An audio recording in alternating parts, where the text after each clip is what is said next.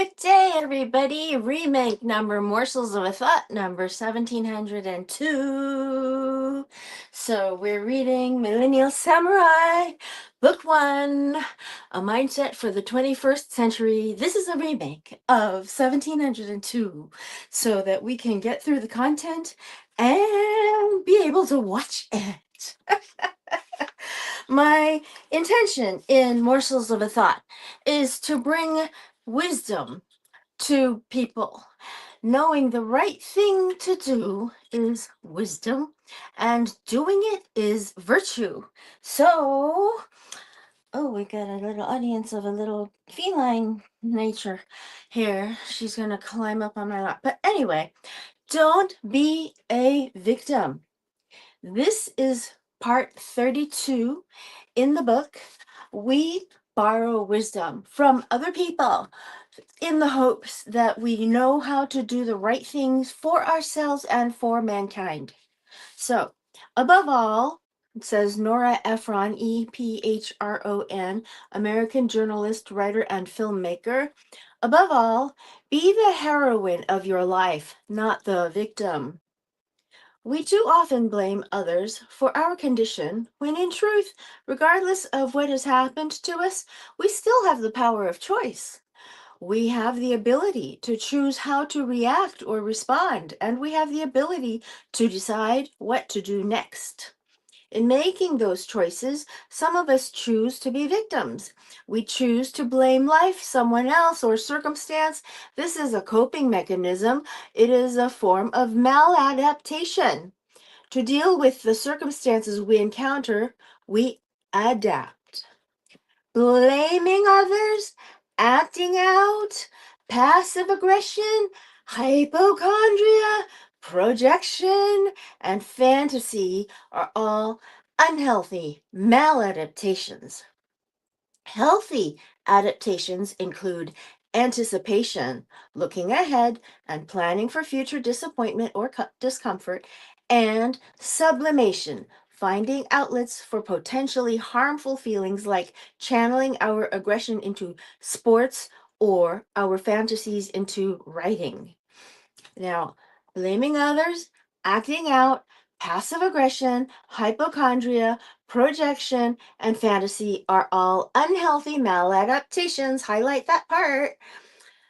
Through our historical neglect of the less fortunate, and through programs that have failed to address the root causes of failure in our inner cities, society has allowed a sense of hopelessness and a victim mentality to flourish.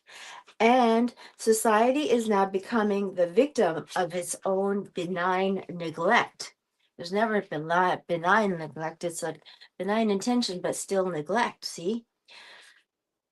Quote, where aspirations outstrip opportunities, law abiding society becomes the victim.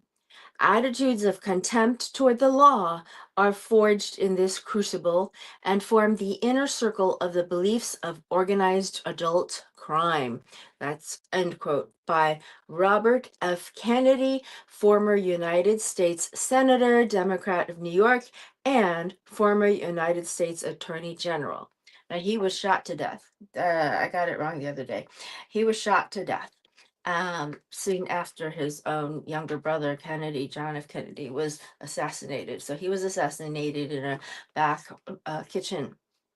His son, Robert F. Kennedy Jr., is the wayward senator we have now. I call it wayward, but check mark. You have the power. You have the power to choose between healthy and unhealthy adaptations. Choose healthy adaptations. You also have the power to re examine how society responds to those in need and demand change. Don't repeat society's past failures. Understand that empowering others is in your own self interest. It may prevent you from becoming the victim of someone with a victim mentality. Millennial samurai are not victims. In other words, someone with a victim mentality is someone who is doing evil. And doing evil is a result of the victim mentality which is a result of aspirations outstripping opportunities. Law abiding society becomes the victim. Attitudes of contempt toward the law are forged in this crucible and form the inner circle of the beliefs of organized adult crime. Robert F. Kennedy, the one that was assassinated. Okay, now, chapter 33 is live, a verb. Live. Now, Abraham Joshua Heschel, Schel, Polish born American rabbi and theologian, says our goal should be to live life in radical amazement. Get up in the morning and look at the world in a way that takes nothing for granted. Everything is phenomenal, everything is incredible. Never treat.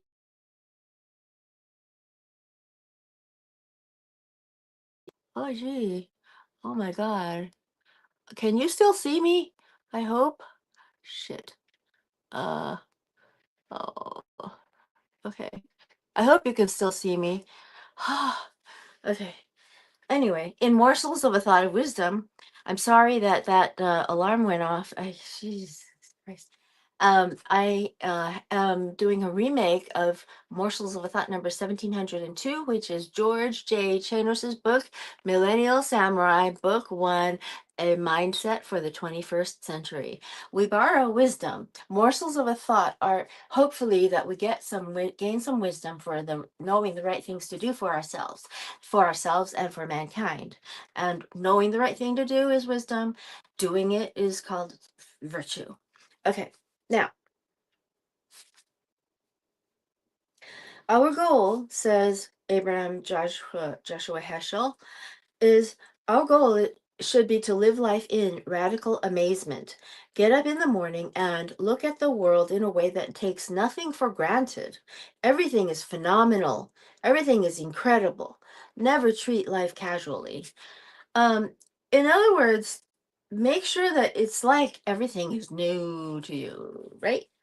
Oprah Winfrey, this back to the author.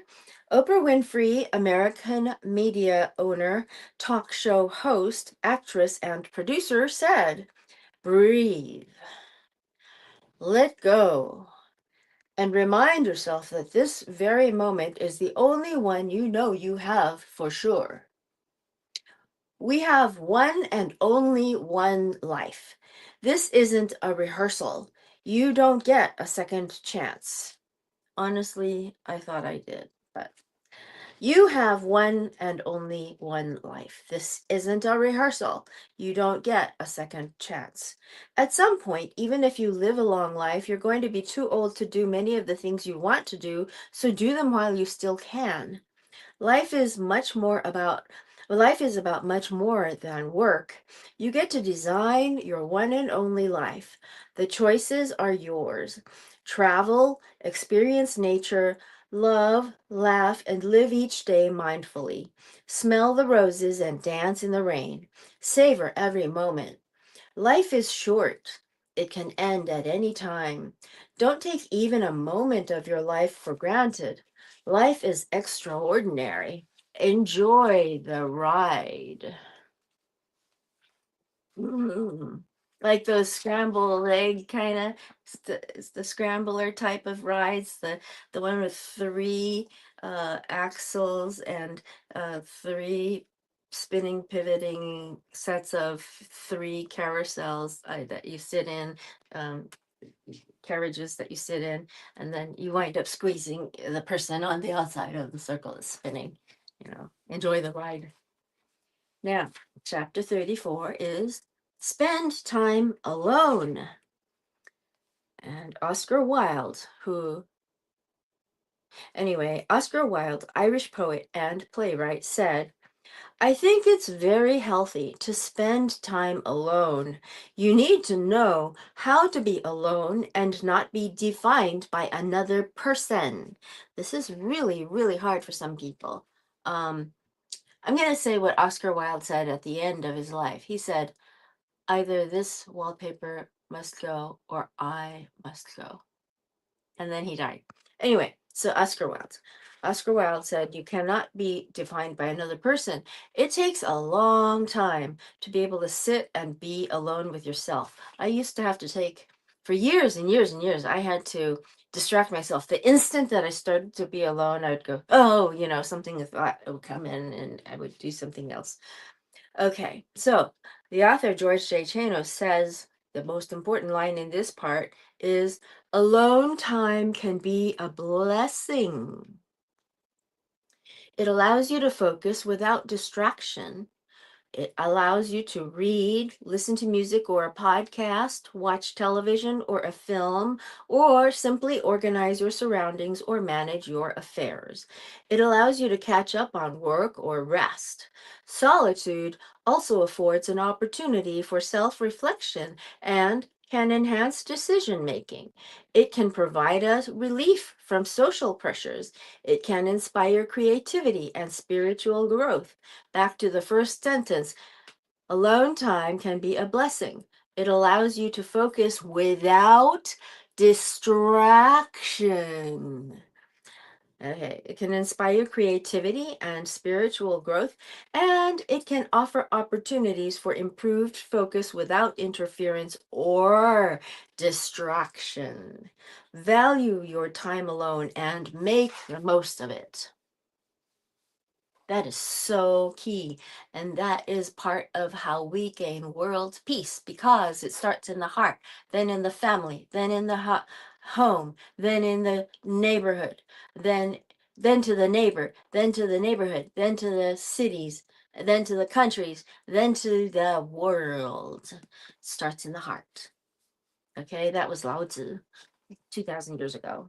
I think he was a little bit before Christ. I think he was at 4,000 years ago. I'm not sure. Anyway, so happiness begins with choosing to be happy. This is chapter 35.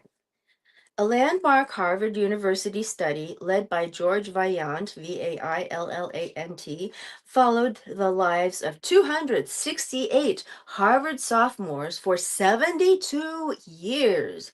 It identified 7 major factors that contribute to our health and happiness.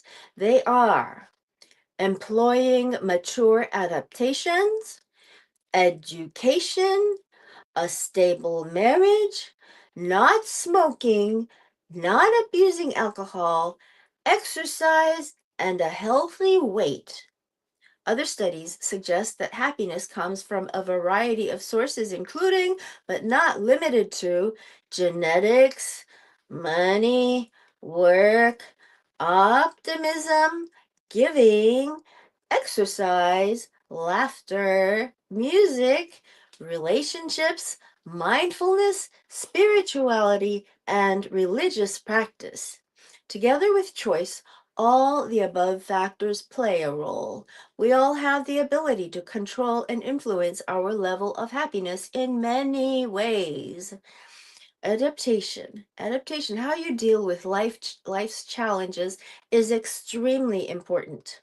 You need to be realistic and adjust your needs, expectations, and wishes to reality. Relationships are critical. They comfort and sustain us. They provide our support structure. Love is impossible in isolation, and true happiness is incomplete without love. Exercise, laughter, and enjoying life's simple pleasures like listening to music and taking time to be with good friends are essential. Meditation, mindfulness, and gratitude can bring you happiness by enhancing your appreciation of each day. Compassion can bring you happiness from what you do for others. To be happy, you must first look within yourself and make conscious choices. You need to be mindful of all of the above. Ultimately, to be happy, you first need to choose to be happy. So we are reading the next section, which is named Your Sword. Your Sword, page 88. Chapter 36 in Morsels of a Thought of Wisdom, remake number 1702, George J. Chanos, Millennial Samurai, book 1, A mindset for the 21st century, some borrowed wisdom in order to learn the right things to do for your life, because knowing the right things to do is wisdom, and actually going to do it, taking the action, is virtue. He says, your brain is a double-edged sword. Your brain has two sharp edges, one that can help you and one that can harm you. Understanding how your brain works will allow you to gain a greater understanding not only of your own thoughts, but of the thoughts of others. The following chapters allow you to see the world more clearly, think critically, guard against misinformation, and assist you in your search for the truth. Now, I always search for the truth, and I hope that I read the truth, okay? Our brains experience the world and collect information through our five senses. Our senses of sight, sound, touch, taste, and smell. This sensory information is what creates our thoughts, emotions, perspectives, and personalities. Our brains also process information and sensations at different levels of consciousness. Our conscious mind plays a critical role in shaping how we experience and respond to the world, but our unconscious mind also exerts a huge influence on our lives. Our brains receive approximately 11 million bits of information per second, yet our conscious brain can only process 15 to 50 bits of information per second. The vast majority of sensory information enters through our unconscious brain outside of our conscious awareness. We believe that when we make decisions, we understand the principal factors that influenced those decisions. Very often, nothing could be further from the truth. Our basic assumptions about ourselves and society are often based on information that we may not even be aware of consciously. Our brains do not simply experience the taste of wine or food. They create it. And that creation of taste is influenced by a multitude of factors, including the product's marketing, price, label, bottle or brand, our surroundings, music, and the people we're with. So that's how come there's music in the grocery stores where they sell wine, and that's how come labels often, the generic labels often kind of spin off from the big labels. Like, remember there was a lawsuit about a maple leaf that was rainbow colored, and the generic brand got sued by the brand name because it was too close of an image. Anyway, labels are important too. The author says, memories are not only the sum of what we have done, but also the sum of what we have thought, what we have been told, and what we believe. Researchers have shown that it is possible to implant false memories through conscious and unconscious suggestion. These false memories feel no different from memories that are based on reality. So often our memories are incomplete. We can't remember every detail. In these instances, our unconscious brains may fill in the missing pieces. Our memories then become a combination of what we actually remember and what our brains create to fill in the missing gaps. The unconscious brain makes the brain extremely susceptible to suggestion, a double-edged sword. Labeling children as gifted has been proven to be a powerful, self-fulfilling prophecy. That was what I example here is as a child, because I was Asian, I was expected to do well in school, and then they gave me a gifted status. And then in the end, I fulfilled that prophecy by becoming the top student in the entire elementary school. So in the sixth grade, they put my name at the top of the academic achievement prowess kind of thing. So it was a good self fulfilling prophecy. And then the author says, And branding a child as a poor learner has been shown to have the same self-fulfilling effect. I remember poor guy Linnell Fox. Everybody branded him. Nobody said anything, but he was branded. And he just was shy and couldn't read something. And actually, he might not have been able, he couldn't read. And he was put there and treated not nicely. Um, Example from my own life says that the single most influential factor of a student's performance is the expectation of the teacher. Okay, back to the author. Music, colors, and textures have been shown to influence purchasing decisions in a manner that is outside of our conscious awareness. Even chemicals can influence our thoughts and actions. You know, casinos do that. Example here, casinos do that. They put out, anyway, so, okay. Okay, back to the author, back to George J. Chanos. Even chemicals can influence our thoughts and actions. Oxytocin, which is released during sexual intimacy, hugs, and casual touching, can lead to feelings of emotional closeness even in the absence of a conscious intellectual connection between the parties. It also promotes trust. In one study, in which subjects played an investment game, investors who inhaled an oxytocin nasal spray were much more likely to show trust in their partners by investing more money with them. Social media and fake news, quote unquote, fake news, provide opportunities for manipulation on a scale never before possible. We have yet to fully understand or appreciate the true nature of this risk. The very nature of our brain means that we are highly susceptible to manipulation, misdirection, and control. The very nature of our brain means that we are highly susceptible to manipulation, misdirection, and control. Advertisers, corporations, politicians, and governments all know this, and you need to know it as well. This point cannot be overstated. You need to recognize and guard against your inherent physiological vulnerability to misinformation and manipulation. You do this through increased awareness, inquiry, and attention. You need to be aware of both your brain's immense power and significant vulnerability. You need to see your brain as a double-edged sword, both to maximize your potential and to avoid harm. Now, this is the end of this chapter. This is crazy good.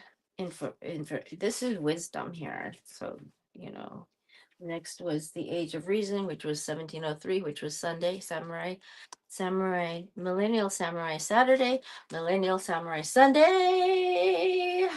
And then next Saturday, we will continue on with tribalism. Okay, so this is the end of remake number 1702. I hope this is watchable compared to the other one. And I hope to inspire you to have a great day, to make sure that you've been entertained a little bit, educated, imparted some wisdom to, and inspired. Okay, talk to you later, old Kinderhook.